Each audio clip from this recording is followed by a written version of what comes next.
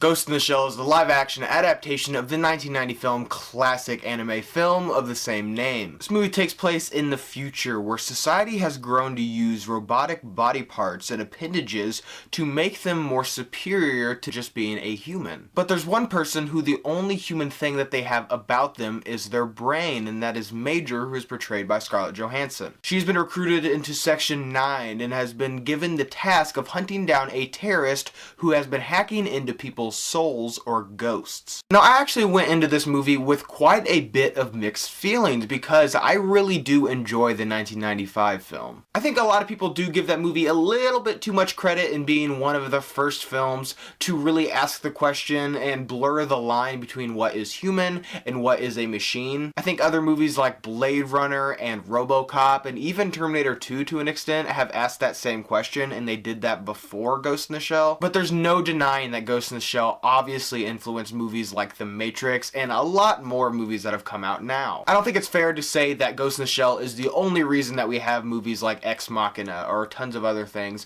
I think that you have to include that along with Blade Runner and RoboCop. The thing that did make me excited about this movie is if you watch the Ghost in the Shell film, the 1995 film, it's a pretty confusing movie. Now, I knew going into this that they were going to have to change some of the plot lines to make this movie a little bit more accessible and a little bit more friendly for the common movie-going audience. And not to mention that live-action adaptations of anime films have not necessarily had a good track record so far. And with 2017's Ghost in the Shell, I would say that this is probably the best live-action adaptation of an anime film that we have ever gotten, but that's not saying much. In fact, my biggest fear going into this movie was actually my biggest problem with it. This movie suffers from Watchmen syndrome. If you've read Alan Moore's graphic novel of Watchmen, you should understand it's very complicated. It has lots of deep themes throughout it, and what Zack Snyder did when he remade that comic book into a movie is he only really took the sex, the violence, and apparently a lot of slow-mo from that. He didn't take any of the complexities from the story, he only took those things, and unfortunately this Ghost in the Shell film also does the same thing. They really dumbed down what makes the 1995 film special, and instead they just put forth one of the biggest actresses in Hollywood right now, and they make just an entertaining sci-fi action movie. Something else that I also had a big problem with this movie is in making it a live action film.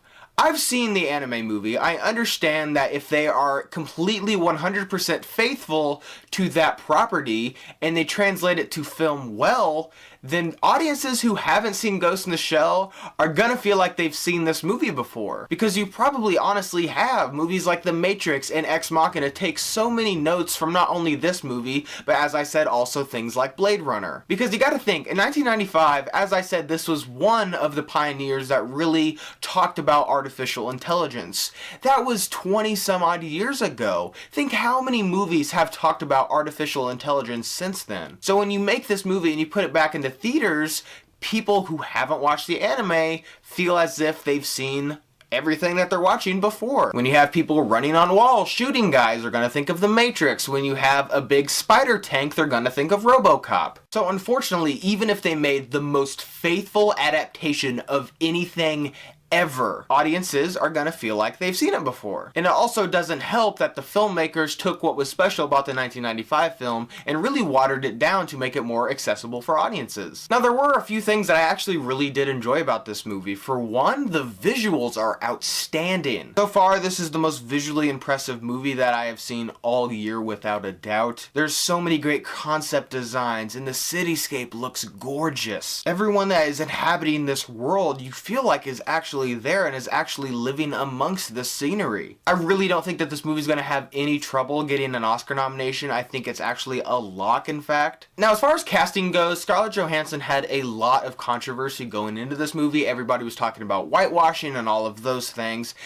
In my opinion about it is this. There's a scene in this movie where they try to explain why she looks like this and why she doesn't actually look like an Asian person. And this is just pure speculation, but I'd be willing to bet that this scene was actually part of a reshoot because of the massive flack that this movie got for whitewashing. And obviously they thought, we can't just say the only reason we casted her is because we're gonna make a lot of money because Scarlett Johansson is one of the biggest actresses working in the world right now. But Scarlett Johansson does a fine job job as Major. I feel like she acted like a robot. There's not much range for this character to do because she is robotic, so she's supposed to be very flat the entire movie on purpose, which Scarlett Johansson does do very well. Her being white didn't ruin this movie for me. However, I do think if they would have put an Asian actor in there and given them the opportunity to be at the forefront of a big Hollywood movie, then I think that probably would have been the better route to take. Overall, Ghost in the Shell is an entertaining film. It's incredibly well made